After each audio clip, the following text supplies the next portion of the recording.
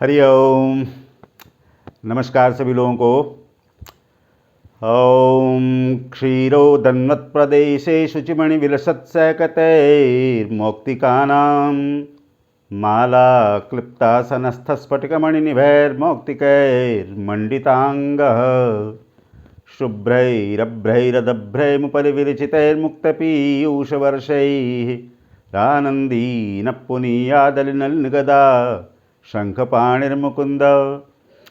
शंख चक्र आदि धारण करने वाले भगवान विष्णु जो हैं सभी लोगों पर कृपालु हों, इसी प्रार्थना के साथ स्वागत करता हूं आप सभी लोगों का आपके अपने प्रिय माध्यम प्लैनेट्स पावर पर। और मैं डॉक्टर गणेश शास्त्री ऋषिकेश से, और आज के ग्रह गोचर पंचांग और राशिफल क्या कह रहा है इस पर आपके साथ अपने जो जानकारी है उसे साझा करने के लिए, और आपकी कोई जिज्ञासा हो तो उसको आप अपने माध्यमों से जैसे भी ठीक समझे वैसे आप पूछ सकते हैं। मैंने बार बार बताया है, वो चाहे फ़ोन नंबर से करना हो, ऑब्वियसली अगर आपको समय देता हूं तो थोड़ा सा वहाँ मुझे चिंता रहती है। और किसी तरह का प्रश्न, मैंने कहा था हमेशा कि भी वीडियो किसी तरह का आप लोगों को लगे कि किस विषय पर वीडियो बनाना चाहिए, तो उस पर आपके सुझाव ज़रूर मैं मांगता हूँ। और हाँ, ज्योतिष पर अभी लगे आ तो एक चीज़ याद आई कि ज्योतिष पर लेकर के बहुत बड़े बड़े सिद्धांतों की आम जातक को कोई आवश्यकता नहीं होती है। हमारे विद्वान लोग उसके लिए काफ़ी अपना दिमाग खपाते हैं, वो ज़रूरी है उनके लिए करने को, लेकिन आम जो जातक हैं उनके लिए, जो जो जो लोग ज्योतिष के जिज्ञासु हैं, ज्योतिष से लाभ लेना चाहते हैं, उनके लिए उन सिद्धांतों में उलझने की कोई ज़्यादा ज़रूरत नहीं होती है। ऑब्वियसली जो सिद्धांत होते हैं वो अपनी जगह ठीक है, वो नियम है, नियमों के बिना कोई भी चीज़ चलती नहीं है। लेकिन ग्रहों की दुनिया को मान के चलिए कि मैं पहले भी कहता रहा हूँ, ये एक मटेरियल साइंस है जिसे वस्तु विज्ञान कहते हैं। वस्तु विज्ञान का मतलब हुआ कि हमारे आसपास कुछ चीज़ें हैं, उन चीज़ों का हम पर प्रभाव पड़ता है। ये आप स्पष्टतः अपने दैनिक जीवन में भी समझ सकते हैं कि आपके आसपास कुछ चीज़ें हैं तो उससे आपको प्रभाव पड़ता है। मान लीजिए उदाहरण, आपके आसपास टीवी है, आपके आसपास कुर्सी है, आपका बैठने का मन करेगा, टीवी है आपका देखने का मन करेगा, नहीं है तो आपका मन वहाँ पर होगा भी नहीं। इस तरह की बातें होती है। यानी वस्तु विज्ञान है, आपके आसपास कुछ ग्रह हैं, वो कुछ वस्तुएं हैं जिनके प्रभाव आप पर पड़ते हैं, स्पष्ट है। आपके आसपास कोई अच्छी बुरी घटना, अच्छी बुरी बातें होती है, आप पर प्रभाव पड़ता है। वैसे इन ग्रहों का भी है कि आपके आसपास ये चीज़ें होती हैं, उनका प्रभाव बिल्कुल आप पर पड़ता है। तो ये देखने की बात है कि वो आपको कितना प्रभाव में लेते हैं, और उनके प्रभाव आपके लिए अनुकूल हैं तो खैर ज़रूरत पड़ती ही नहीं विचार करने की। लेकिन अगर उनके प्रभाव प्रतिकूल हैं तो उनको कैसे आप अपने हिसाब से अनुकूल रख पाएंगे। ये ज्योतिष का विषय सरल है, इसमें कुछ भी कॉम्प्लिकेशन नहीं है, कुछ भी रहस्य नहीं है, कुछ भी अतार्किक नहीं है, कुछ भी ऐसा नहीं है जो समझ में ना आए। बिल्कुल समझ में आने वाली चीज़ होती है, बिल्कुल सहज सरल साधारण है। और बिल्कुल जब ज्योतिष को वेद का अंग कहते हैं तो इसका मतलब उसमें कॉम्प्लिकेशन की तो कोई जगह बचती ही नहीं है, रहस्य की कोई जगह नहीं बचती है। ज्योतिष जो सबके लिए नेत्रवत काम करेगा, तो जब खुद उसी को ढूंढने में रहस्य हो जाएगा तो फिर उसको हम कैसे उससे मदद ले सकते हैं। तो ज्योतिष को सबसे पहले अपना सहायक जानिए। सबसे पहले ये जानिए कि ज्योतिष एक चीज़ों की गणना है कि हमारे आसपास कुछ वस्तुएं हैं, उन पर उनका हमारे ऊपर क्या प्रभाव होने वाला है, और उनके प्रभाव को हम कैसे अपने अनुकूल रख सकते हैं। ये स्टडी ज्योतिष का काम है, जो कि बिल्कुल मुझे लगता है कि हाँ ठीक है, पात्र उसका अगर अध्ययन करेगा, पात्र होगा तो उसमें से अच्छी चीज़ें निकाल लेगा, और अगर सुपात्र नहीं हुआ तो उसमें खुद भी उलझेगा, दूसरे को भी उलझाएगा। ये थोड़ा देखने की बात है, जबकि ज्योतिष में ऐसा कुछ भी उलझने लायक है वास्तव में अगर देखें तो ऐसा नहीं है। जहाँ तक मैं गर्गबाराह वगैरह की बात करूँ तो उन्होंने बिल्कुल स्पष्ट निर्देश किए हुए हैं कि कुंडली जो है वो हमारी एक रिपोर्ट है, स्कैनिंग रिपोर्ट कह सकते हैं हम उसको। उस रिपोर्ट का स्टडी करना है, उस रिपोर्ट की स्टडी ऐसे करनी है कि बिल्कुल जैसे वस्तुएं दृश्यमान आसपास हैं उसके हिसाब से उसका फलादेश करना है। तो आज का ग्रह गोचर पंचांग विचार करने से पहले भगवती के जगदम्बा के नवरात्रि चल रहे हैं। आज जो है षष्ठी तिथि, षष्ठी होती है पंचम स्कंदात षष्ठम कात्यायनी च, कात्यायनी के नाम से भगवती जो विशेष करके हमारे पास जो बहनें हैं जिनकी विवाह के लिए चिंता होती है उनके लिए कात्यायनी वरदायिनी होती है। कात्यायनी का नाम लेने को हम कहते हैं, तो सब पर कात्यायनी कृपा करें, और जिनके विवाह आदि रुके हुए हैं कात्यायनी उनके इस कार्य को सिद्ध करने में उनके साथ हों, अनुकूल हों।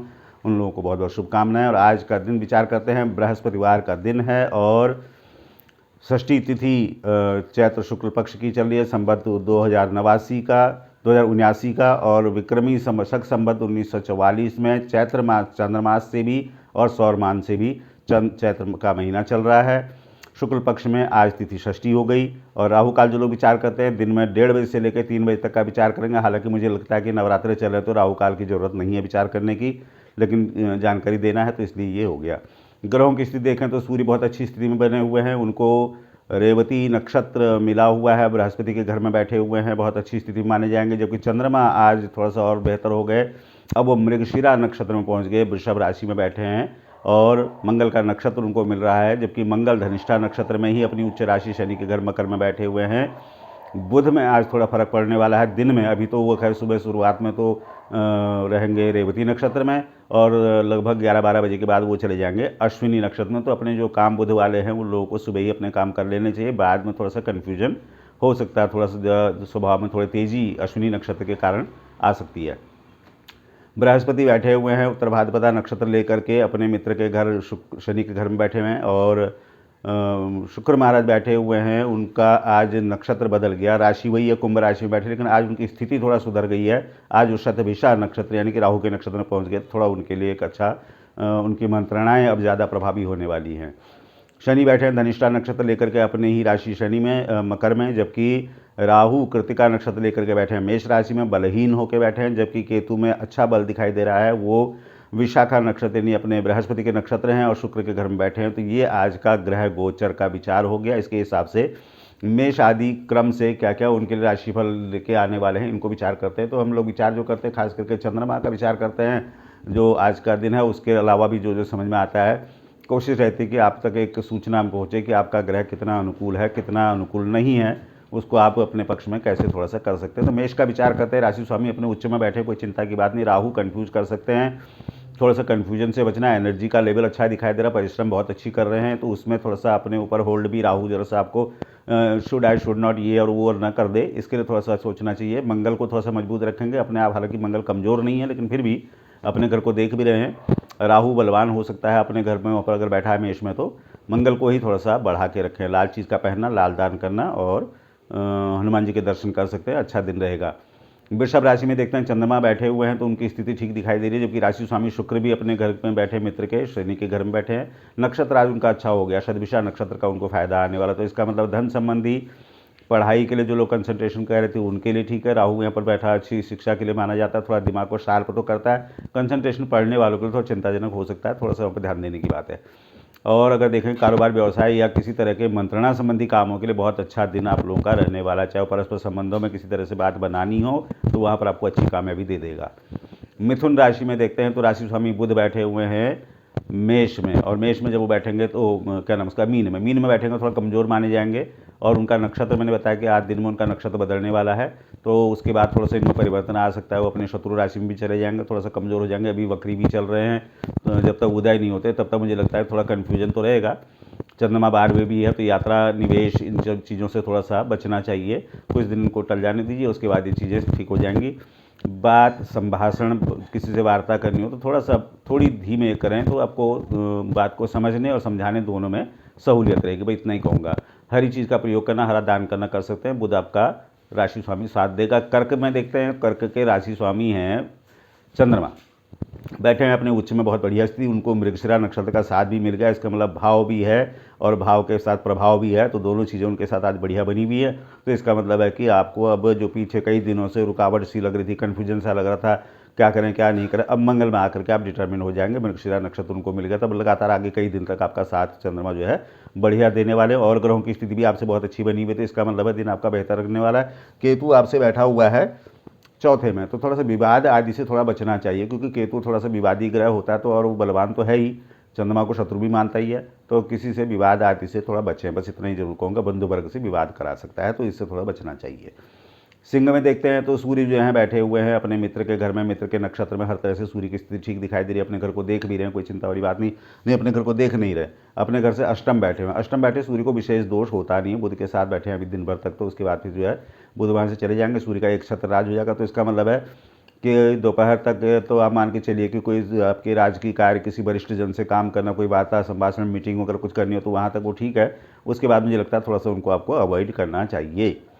क्योंकि अकेला सूर्य जो है थोड़ा सा तेज़ी स्वभाव में दे सकता है, तो थोड़ा सा यहाँ पर आपको जरूर कहूँगा। वैसे गायत्री वायत्री मंत्र करने वाले जो लोग हैं या फिर सूर्योपास्थान करने वाले, नित्य दैनिक अपने करने वाले, उनको उससे ज़्यादा प्रभाव पड़ना नहीं है, लेकिन फिर भी जिनको जो लोग नहीं करते उनके लिए थोड़ा सावधानी का समझ में आता है। और देखें कन्या राशि में आकर के राशि स्वामी मैंने पहले ही बताया था कि बुध हैं, बुध जो है वो बैठे हुए हैं आज दोपहर तक मीन में, उसके बाद मेष में चले जाएंगे। थोड़ा सा उनको कमज़ोर माना जाएगा क्योंकि अब उनका नक्षत्र भी हट जाएगा, वो दूसरे नक्षत्र में चले जाएंगे। तो आपके स्वभाव में थोड़ी सी उग्रता, वाणी पर नियंत्रण जरूर कहूँगा रखने के लिए।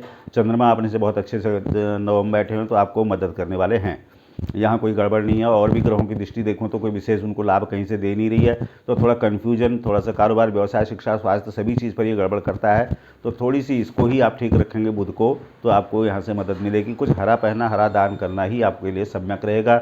ओम गंग गणपतये नमः जैसा मंत्र भी कर सकते हैं, ओम भुंग बुधाय नमः ऐसा मंत्र भी कर सकते हैं। तो दिन भर मुझे लगता है कि बुध को थोड़ा सा मजबूत रहने से आपका दिन प्रशस्त रहेगा। तुला में आके विचार करते हैं, राशि स्वामी बैठे हुए हैं अपने मित्र शनि के घर में, और अब उनका नक्षत्र जो है कल से रात से राहु का नक्षत्र मिल जाने से उनको सपोर्ट मिल गया। सपोर्ट ये मिल गया कि राहु जो है उनसे बैठा हुआ है अष्टम में, तो अष्टम राहु का यहाँ पर फायदा ये है कि राहु की स्थिति शुक्र के घर में बैठे होने से अच्छी है। शुक्र जो है खुद राहु के नक्षत्र में बैठ गई, तो इसका मतलब है कुछ ऐसी बातें जो पिछले कई दिनों से ठंडे बस्ते में थी वो अब अच्छे लाभ देने वाले हो सकते हैं।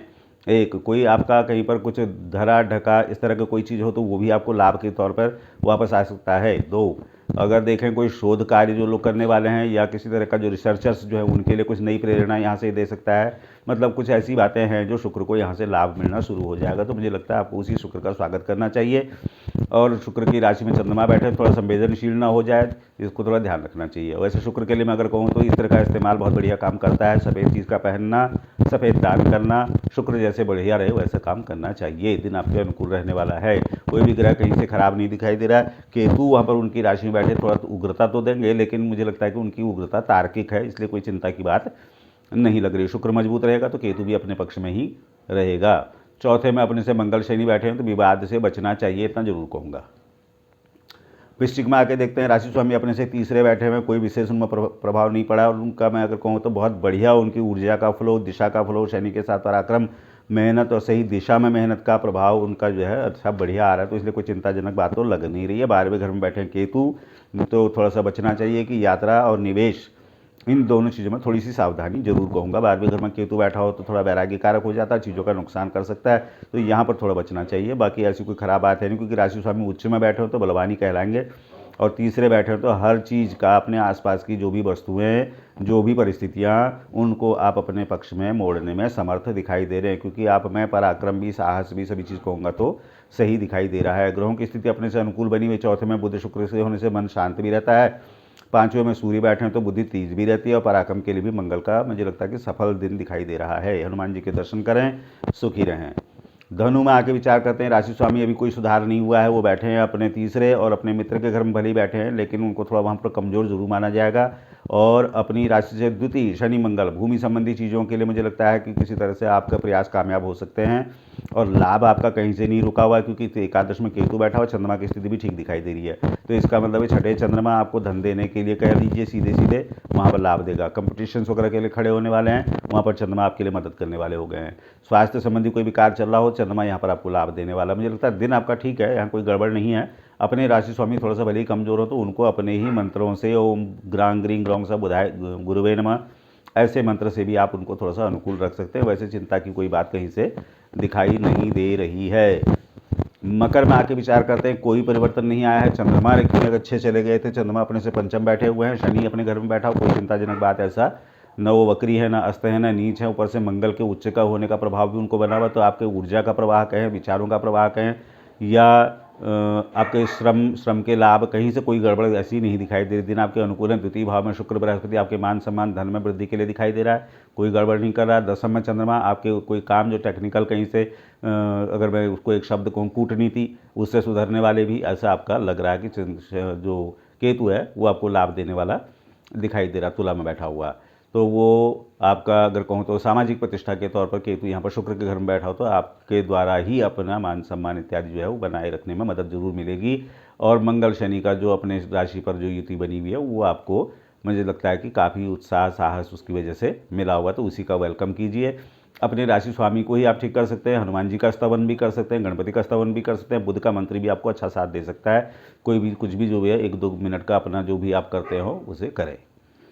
कुंभ में आके विचार करते हैं, कोई विशेष परिवर्तन नहीं हुआ है, बृहस्पति वहीं बैठे हुए हैं, शुक्र भी वहीं बैठे हुए हैं, लेकिन फर्क ये पड़ा है कि शुक्र आज जो है वो अच्छा मदद करने वाले हो जाएंगे, क्योंकि वो आ गए हैं अब राहु के नक्षत्र में। जब राहु के नक्षत्र में शुक्र आता है तो वो फलदायी हो जाता है कई तरह से। उसको कह लीजिए कि धन का फ्लो बढ़ा देता है, विचारों का प्रवाह बढ़िया कर देता है, स्वास्थ्य को थोड़ा सा अनुकूल कर देता है। आप थोड़ा चंचल तो भले ही हो जाते हैं, लेकिन फिर भी आप कम से कम एक्टिव हो जाते हैं। ये जरा सा इसमें जो इससे पहले मंगल के घर में बैठा हुआ था तो खाली प्लानिंग जितनी होती हैं, राहु में आकर के उनमें एक्शन भी आना शुरू हो जाएगा। बृहस्पति के साथ मिला तो इसलिए कोई बड़ी परियोजना दीर्घगामी परिणामों वाली, या जैसे 2 महीने 6 महीने 10 महीने के प्रोग्राम जो बना रहे हो या 2 साल के प्रोग्राम बना रहे हो, उसके लिए अब आपको यहाँ पर से अच्छी मदद इससे मिल जाएगी।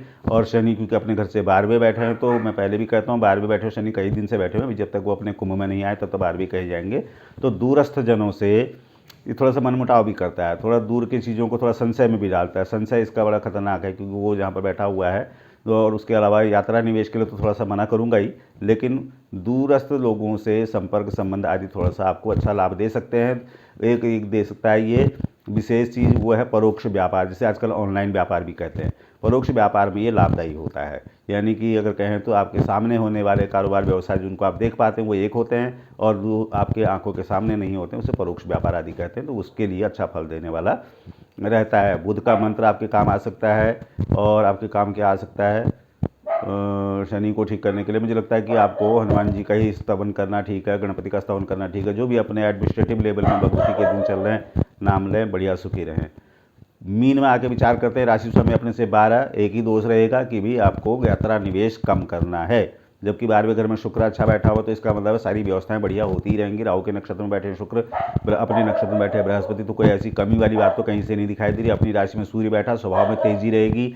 ये जरा देखने की बात है कि अब बुध वहाँ से आगे चले गए हैं तो आप निरंकुश ना हो जाएं, जरा देखने की बात है, क्योंकि अभी तक बुध का साथ मिला हुआ था तो अपनी ऊर्जा पर एक दिशा भी बुध की वजह से बनी हुई थी, जो कि अब थोड़ा सा हटने के संदेह हो जाएंगे, क्योंकि वहाँ पर से सूर्य अकेले हो जाएंगे तो निरंकुश हो जाएंगे। तब क्या होगा कि आप थोड़ा सा डोमिनेटिंग ना हो जाएं, बस इतना ही ध्यान रखने की बात है। मीन राशि वाले हैं, गायत्री मंत्र करें, बृहस्पति का मंत्र भी कर सकते हैं, भगवान विष्णु के दर्शन कर सकते हैं, ओम नमो भगवते वासुदेवाय जैसा मंत्र भी कर सकते हैं। किसी तरह से आप ध्यान रखें कि बृहस्पति जो है आपको बल देता रहे और सूर्य वहाँ से आप में उग्रता ना ले आए, इसका थोड़ा सा ध्यान देने की बात है। अभी कुछ दिन तक सूर्य जो अकेले रहेंगे, फिर जब उसकी राशि में अपने मीन में जब अपने बृहस्पति वगैरह आ जाएंगे, आगे को 12-13 तारीख को आ रहे हैं, फिर आप जो है बहुत बढ़िया फैसले कर भी पाएंगे और सफल भी रहेंगे।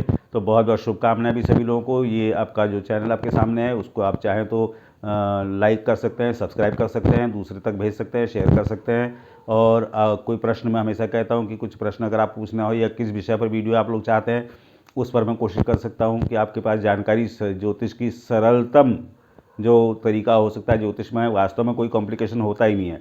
मुझे समझ में नहीं आया कि इसमें कॉम्प्लिकेशन लोग बना क्यों देते, बड़ा ऐसा डरावना सा उसको कर देते हैं कि ज्योतिष ना हो गया, ऐसा लगता है जैसे काला जादू ज्योतिष की किताबों में छुपा हुआ है। तो कई बार ऐसा लगता है कि शायद गलत बात है। कोशिश ये करना चाहिए कि ज्योतिष को सरलता सहजता से स्वीकार करना चाहिए, और ज्योतिष को एक उपयोगी वस्तु की तरह से प्रयोग करना चाहिए, क्योंकि ज्योतिष वास्तव में अगर वेद का अंग है तो हमारे लिए उपयोगी है। तो उसको अगर हम सरलता सहजता से ही स्वीकार करेंगे तो हमारे लिए काम भी आएगा। तो इस तरह की बहुत बहुत शुभकामनाएं भी। नवरात्रि सब लोगों की बढ़िया सुखमय रहें, भगवती कृपा करें सभी पर। और कोई प्रश्न हो तो आप लोग जरूर पूछें। बहुत बहुत शुभकामना, नमस्कार।